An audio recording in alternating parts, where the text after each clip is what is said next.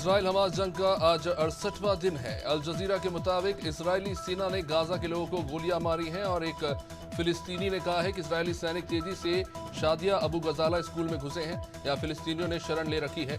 सैनिकों ने सभी को पॉइंट ब्लैंक रेंज से गोलियां मारी हैं। 7 अक्टूबर को शुरू हुई जंग में अब तक गाजा के 18,000 से ज्यादा फिलिस्तीनी मारे गए। मध्य प्रदेश कांग्रेस में अब नेता प्रतिपक्ष को लेकर घमासान मचा हुआ है। पर्यवेक्षक हरदीप सुरजेवाला ने कांग्रेस विधायक दल की बैठक ली। इसमें नेता प्रतिपक्ष को लेकर सिंगल लाइन का प्रस्ताव पास हुआ। अब नेता प्रतिपक्ष का फैसला हाईकमान तय करेगा। इसके अलावा बैठक में लोकसभा चुनाव की तैयारी के लिए भी निर्देश दिए गए हैं। बैठक में कमलनाथ की मौजूदगी को लेकर भी सवाल उठे हैं। छत्तीसगढ़ कांग्रेस विधायक दल की महत्वपूर्ण बैठक हुई। विधानसभा चुनाव में हार के बाद कोषाध्यक्ष अजय माकन और प्रदेश प्रभारी कुमारी शैलजा विधायकों के साथ विस्तार पूर्वक समीक्षा की। वहीं नेता प्रतिपक्ष और उपनेता प्रतिपक्ष के लिए भी विधायकों से रायशुमारी की गई। कांग्रेस के सूत्रों के मुताबिक विधायक दल की बैठक में नेता प्रतिपक्ष के लिए डॉक्टर चरणदास मान के नाम पर सभी ने एक स्वर में सहमति जताई। डॉक्टर मोहन यादव मध्य प्रदेश के नए मुख्यमंत्री बन गए हैं।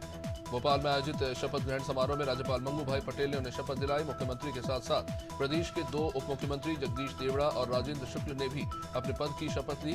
शपथ के बाद सीएम ने कई अहम फैसले भी लिए।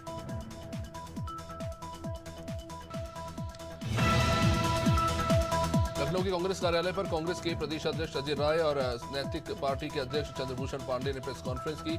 इसमें नैतिक पार्टी ने बिना शर्त 2024 के चुनाव में कांग्रेस को समर्थन करने का फैसला लिया। नैतिक पार्टी गांव स्वराज्य गांव सरकार की मांग को अब कांग्रेस ने अपने एजेंडे में जगह दी। जनवरी के तीसरे हफ्ते से नैतिक पार्टी प्रदेश के गाँव में जनता को भी इस मुद्दे के बारे में बताएगी। 5 राज्यों के विधानसभा चुनाव के नतीजे आने के बाद विपक्ष ईवीएम पर सवाल उठा रहा है। समाजवादी पार्टी ने पोस्टर्स के जरिए अब ईवीएम पर सवाल दागे हैं। समाजवादी पार्टी के नेता आशुतोष सिंह ने लखनऊ मुख्यालय पर एक पोस्टर लगवाकर ईवीएम पर सवाल उठाए और बैलेट पेपर से चुनाव कराने की मांग की।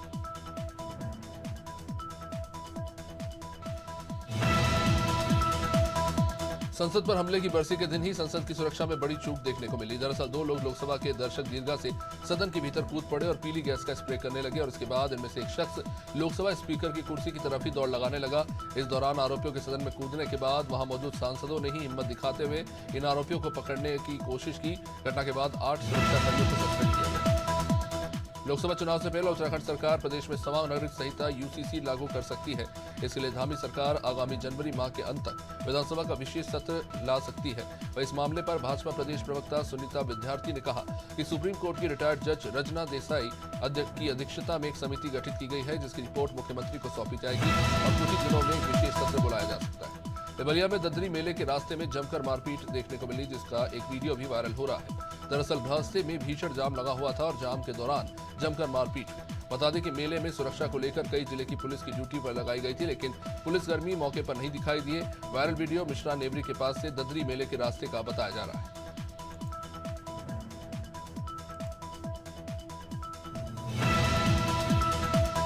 सीतापुर में दबंगों की दबंगई नहीं थम रही है। एक युवक का होटल पर खड़े होकर असला लहराता हुआ सोशल मीडिया पर वीडियो वायरल हुआ।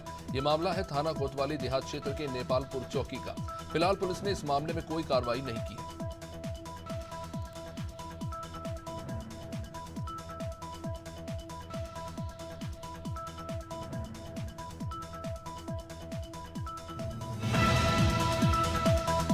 बांदा में तेज रफ्तार रोडवेज बस ने ऑटो को टक्कर मार दी। हालांकि स्थानीय लोगों की सूचना के बाद ऑटो चालक को जिला अस्पताल पहुंचाया गया या डॉक्टर ने उसे मृत घोषित कर दिया। मामला अतर्रा थाना क्षेत्र के बांदा रोड का।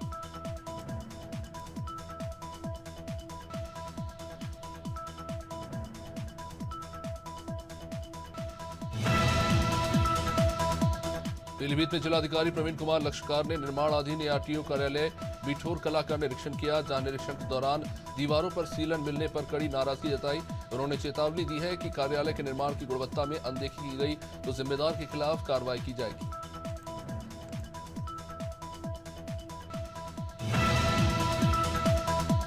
बांदा में तेज रफ्तार ई रिक्शा अनियंत्रित होकर सड़क किनारे खंती में जा पलटी। ई रिक्शे में सवार 8 लोगों में से 4 लोगों की हालत गंभीर बताई जा रही है। स्थानीय लोगों की मदद और 108 एम्बुलेंस से सभी घायलों को बांदा जिला अस्पताल पहुंचाया गया, जहां पर घायलों का इलाज किया जा रहा है। ये मामला बांदा जनपद के कोतवाली देहात क्षेत्र के चिल्ली गांव का है, जहां पर शादी समारोह से वापस लौटे परिवार के 8 लोग हादसे का शिकार हो गए। अब्दुल्लागंज में ग्रामीण डाक सेवक ने 7 मांगों को लेकर हड़ताल शुरू कर दी है। इन डाक सेवकों का कहना है कि डाकघर का काम बहुत ज्यादा बढ़ गया है, इसलिए उन्हें 8 घंटे का काम मिले और विभागीय दर्जा भी दिया जाए ताकि ग्रामीण क्षेत्रों में भी इसका फायदा उन्हें मिल सके।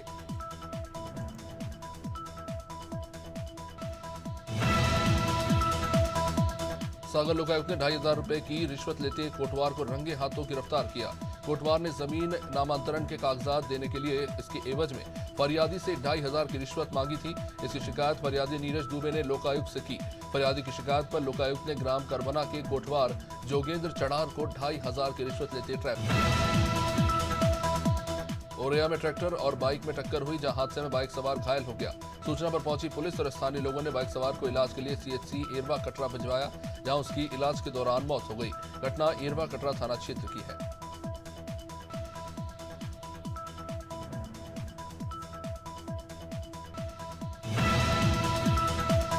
महोबा में एक रिटायर्ड अधिकारी का व्यापारी से रंगदारी मांगने का मामला सामने आया है। पीड़ित ने एसपी से न्याय की गुहार लगाई।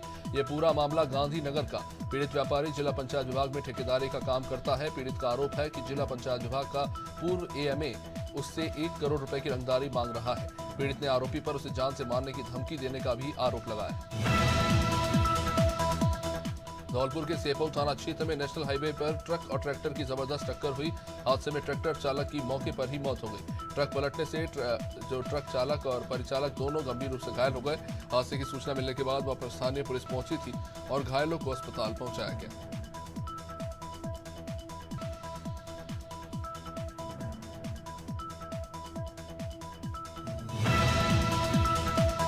पीलीभीत के बिसलपुर में चीनी मिल में पटले की सफाई करते समय एक मजदूर उसमें जा फंसा। कुछ समय बाद पटला काटकर युवक को मजदूर ने बाहर निकाला और उसे इलाज के लिए सामुदायिक स्वास्थ्य केंद्र में पहुंचाया, जहां डॉक्टरों ने उसे मृत घोषित कर दिया। गुस्साए परिवार वालों ने सामुदायिक स्वास्थ्य केंद्र में जमकर हंगामा किया। परिवार वालों ने मौत के लिए चीनी मिल के प्रबंधन को जिम्मेदार ठहराया।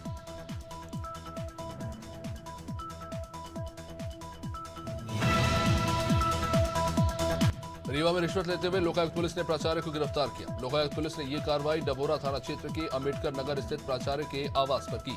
दरअसल जन शिक्षक 3 महीने के वेतन को निकालने के लिए अटेंडेंस जारी करवाना चाहते थे और इसी के लिए शासकीय उच्चतर माध्यमिक विद्यालय पुरैना के प्राचार्य ने 3,000 रुपए की मांग की थी। पन्ना जिले के गुन्नौर के सुभाष चंद्र बोस छात्रावास की अधीक्षिका का एक वीडियो सामने आया है, जिसमें अधीक्षिका डीसीपी कार्यालय में हर महीने छात्रावासों से 5,000 से लेकर 10 और 15,000 रुपए देने की बात कह रही है। साथ ही एक और वीडियो भी इसमें सामने आया, जिसमें साफ देखा जा सकता है कि नियमों को ताक पर रखकर अधीक्षिका का पति और उसके अन्य लोग छात्रावास में देर रात तक मौजूद हैं। बिजनौर के चांदपुर में एक महिला के साथ मारपीट हो गई। महिला को जमीन से जुड़े मामले में ससुराल पक्ष के कुछ लोगों ने तहसील परिसर में पीटा। इसका एक वीडियो भी सोशल मीडिया पर अब वायरल हो रहा है। दरअसल महिला बेटी के हिस्से में आई जमीन के मामले की सुनवाई के लिए कोर्ट गई थी। बताया जा रहा है कि पति की मौत के बाद महिला के हिस्से में 10 बीघा जमीन आई, जिस पर विवाद चल रहा था। आजमगढ़ में शादी के दौरान मैरिज हॉल में जमकर मारपीट हुई। देर रात तक सड़क पर हंगामा होता रहा, जिसका वीडियो भी सामने आया है। घटना पुरानी सब्जी मंडी के पास घनी आबादी में एक निजी धर्मशाला की। जानकारी के मुताबिक शादी के दौरान डीजे और डांस को लेकर विवाद हुआ था और मारपीट शुरू हो गई। सूचना पर पहुंची थी बाद में पुलिस, जिनके पहुंचते ही दोनों पक्ष वहां से भाग खड़े हुए। बैतूल में कलयुगी बेटे की करतूत सामने आई है। यहां बुजुर्ग माता पिता ने आर्मी जवान बेटे पर मारपीट करने का आरोप लगाया है। ये मामला मुलतई थाना क्षेत्र के टेम झीरा का। पीड़ित परिवार वालों ने बताया कि बेटा छुट्टी में गांव आया था और इस दौरान उसने परिवार वालों से कुछ पैसों की मांग की। नहीं दे पाने पर बेटे ने पहले परिवार वालों को पीटा और उसके बाद बेटे ने परिवार वालों को पानी से भरे टंके में रात भर छोड़ दिया।